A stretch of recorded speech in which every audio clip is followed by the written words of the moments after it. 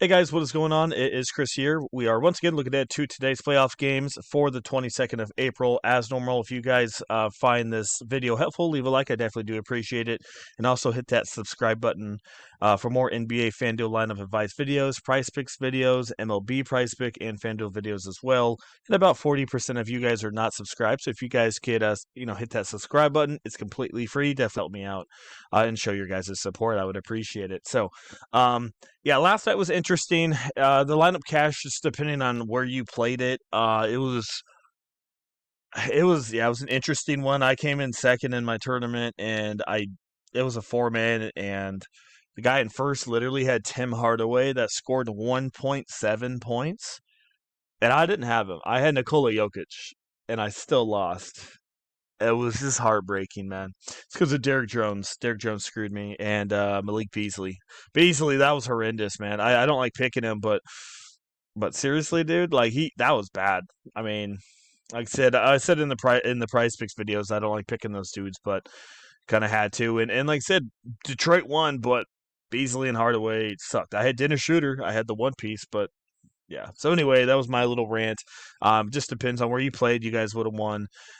So anyway, yeah, we are back at it. MLB was actually pretty good for us for premium. Scored a 212.5. We had Meyer last night, and we also had a Houston stack as well. So we will be having a MLB video a little bit later on. Like I said, 212 would have came in the top 2% in tournaments.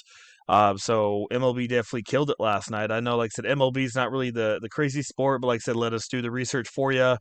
MLB FanDuel is going to be $20 per month, 2 lineups per day. NBA playoffs are only $15 for the first 2 rounds.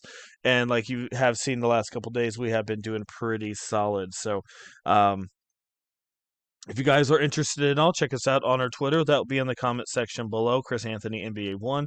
Click that link. We also have free lineups over there as well. So sometimes on our page, we will go and post some free stuff or free prize picks as well. So keep an eye out for that and turn on your notifications so you guys know when we post. So yeah, like I said, come join us for playoffs. $15. That's, like I said in the last video, less than $1 per day for the playoffs. Less than dinner. So why not come try us? $15, really reasonable.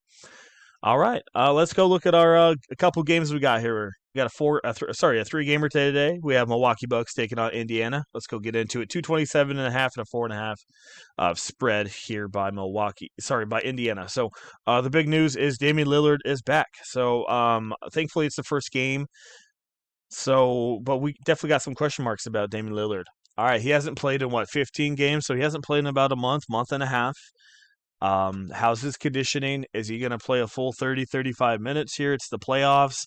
Lillard is, he's a veteran, so maybe he can just go straight back into it. Usually they take a couple games. So, like I said, I hope we get word on it. If we get word that Lillard is limited 20, 25 minutes, let's just say, that really sucks. It really sucks. It doesn't do anything good for us. If he plays, if we hear he has no limitations, and I mean Lillard at 8,000, I mean, my goodness, I feel like that's almost a must play. But Kevin Porter, especially with Lillard, I just don't know how much they're still going to play this dude and how much he's going to be part of the offense. So you can maybe take a shot with him, but I just really think Lillard's going to impact Porter. We got Andrew Nembhard and TJ McConnell here at the cheaper spots. I really don't mind looking at Nembhard again at 5,700. I don't think he'll do a 34, but I still think he can get me about 23 to 27 fantasy points in this one. So I really don't mind Nembhard at like I said, 57. TJ McConnell at 44. This is tournaments only. I don't know if you need to go there tonight, but he can get you 18 to 20. But like I said, it's a little bit bigger slate, so there's a couple more value out there. Halberton's okay, but like I said, depending on what's going on with Lillard, I'd rather play him. Not really into Benedict Mathurin. Even with Lillard coming back, I don't think that affects Gary Trent too much. I still think he gets about 22 to 25 minutes off the bench. At 4,400, a guy that you can look at, but like I said, you are relying on Gary Trent scoring, and if it's not there, you're kind of screwed. But maybe with Lillard being there, another ball handler, it will open up some space for Gary Trent a little bit more here against Indiana. This guy here, oh my goodness. I feel so bad for you guys if you picked him last game. Literally got you a zero. I don't know if you guys were around when Fanduel had the drop a low score, but that definitely would have helped in that situation. Anyway, yeah, Kyle Kuzma had zero.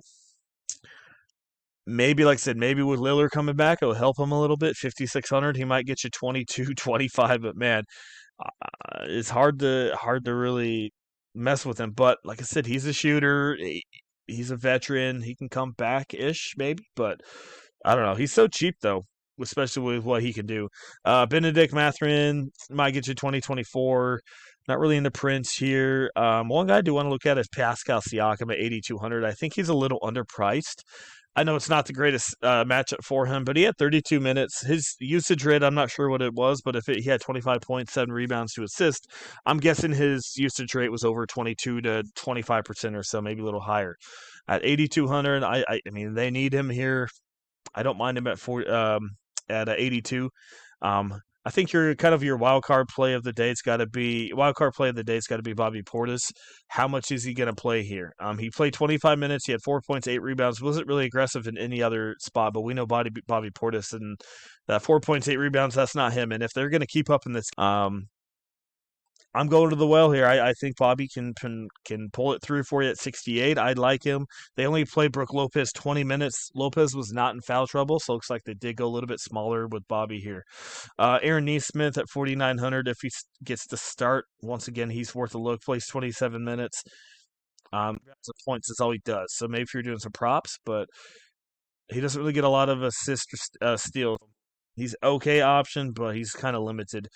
And then you got Miles Turner at only 7,000. Like I said, it's either Bobby Portis or Turner. I think Turner has the more upside here. I could see you playing both of them in both lineups, though. But like I said, Turner gets his blocks, and that's all you can really say. So 7,000 is not bad, but I do like Bobby as well. But I do think Turner has the slight more upside than Bobby Portis.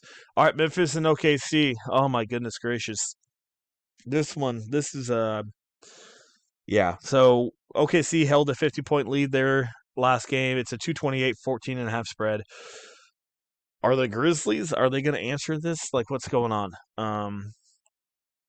I don't know. I mean, my initial thoughts are no, but they are professionals. Blah. So, yeah, I mean, Pippen, he got the start. He had only 10 points, but man, if he starts again, all you need is like 25, not 25, 23 to 26 from the guy. It's hard to put him in there against this defense, man. This defense is so good.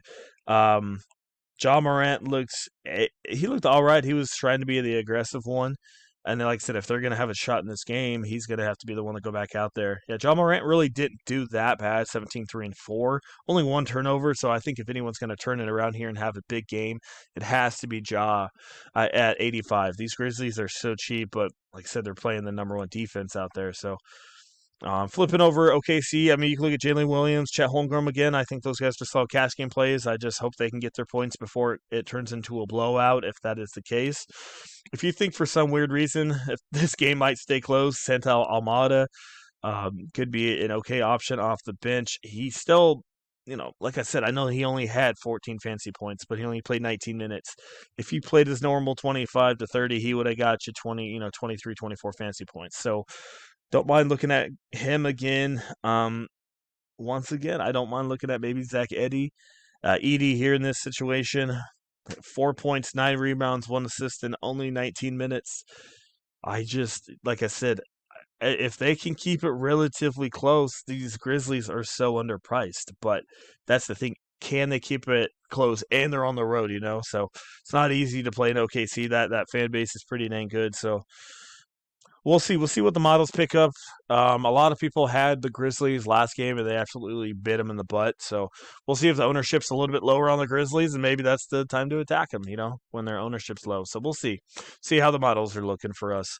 Minnesota and the Lakers is our last game. We have a 210, a 5.5. I think that total's a little low. I do think LA wins this game. I really do. I think LeBron. I think Luka's going to be fine, but I think LeBron's going to be the one that's going to come out here. I mean, if you look at it, like I said, Luka, 37 points, 8 rebounds, and the big reason why they lost, he had 1 assist. That's not Luka. That's not their game. Yeah, Luka can score, but they need him to have a couple assists. They need to rotate that ball a little bit more for them to really get going. And I think the guy that's going to help that has to be LeBron. LeBron didn't do great. He was 8 for 18, 19 points, 5 rebounds, 3 assists. But big thing, 3 blocks, 3 steals. His defense was on, and his defense is going to be on again in this game. They're not going to. I mean, they just let that one slip away from him last game. I just don't see LeBron letting them do that again. I think LeBron could get you an easy 50-55 bomb in this game. I think he's underpriced at 92. I'm favoriting the Lakers side in this one. I think Austin Reeves is an okay option, 31 to 34 points in this game. Still had 16 points, 3 rebounds, 3 assists. Like I said, I think the ball movement's going to be a little better this time around. Rio Hachimura, that's going to be the interesting wild card for me. Didn't really play much in the fourth quarter. He had 29 minutes, only had 9, 5, and 2. So I don't know if it's a matchup issue or not. They did play Finney Smith 32 minutes, and that's just kind of irritating fantasy-wise because this guy sucks really bad. On the other side, Minnesota, Jaden McDaniels looked like an all-star last night. Last game. I don't think that's going to pop again for him. It's not his game. He doesn't need to do that, so I think he just had one of those games. So I don't mind looking at Dante at 5,100.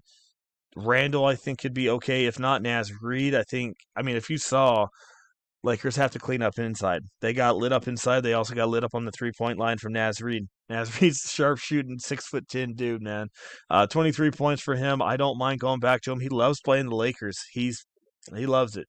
So I don't mind Reid. I'd take the discount on Reid over Randall. Rudy at 5,900. He didn't really play a ton of minutes. Yeah, like I said, Lakers went small, so that's another reason why I like Naz Reid. Jackson Hayes didn't do anything. Vanderbilt really didn't do much either, so that's kind of what we got going on. So let's kind of see what we can do for you, build you guys something. Like I said, if Lillard is not limited, and that's a big if Lillard is not limited, he's a lock for me. If we get word he's playing 20, 25 minutes, I might have him in a couple lineups, but he's not a lock. Other guys I don't mind is Andrew Nembhard. If you don't want to go that way, Dante. Dante's not bad either. Even Mike Conley, but I would rather go Dante. McConnell, like I said, if you really desperately need something in GPPs, but I don't think you need to go that way. I still think Edwards is probably the best shooting guard here. Austin Reeves, I would definitely go to at 76. I think he'll have a slight bounce back. Dante, like I said, Gary Trent, I don't mind him at 4-4. That's kind of what we're looking at there. Small forward, like I said, LeBron for me, it's my top play. I have a gut feeling about him. I really like him. I think he's going to pop here. I just think he's pissed. That's all I'm going to say. Power forward here. Like I said, I really don't mind Siakam at 82. Chet Holmgren at 78 is looking really solid. Don't mind, like I said, Bobby Portis at 68 as a power forward. Like I said, you got Turner as well on the block upside at that sitter position. Naz Reid at 61. Like I said, he can, shoot the ball outside, and I think they're going to continue having him here. So I don't mind Naz and this one. And then center position, Chet Holmgren, Turner are my two favorite. Bobby Portis. Zach Edey's my wild card play. If Memphis can stick in it, he might get you 28 to 33. And then Santa Almada is an okay option off the bench. I think that's mostly it. Has Marvin been playing at all? He has been playing a little bit. I wouldn't put him in there, but he has been playing. Okay. Interesting. Well, that could be your massive wild card, but he played 16 minutes, 17 points. That was mostly in the fourth quarter. So not really going to look too into that. All right, guys. Well, once again, I appreciate you guys watching. If you guys found this video helpful, leave a like. I definitely do appreciate it. And like I said, hit that subscribe button as well for us. If you guys want to get in on MLB FanDuel, it's $20 per month, 2 lineups per day, NBA playoffs, $15 for the first 2 rounds. And like I said, the sooner you get in, the more the more lineups that you guys get. Price Fix by itself is $20 per month. Like I said, MLB scored a 212.5 last night, top 2% in tournaments.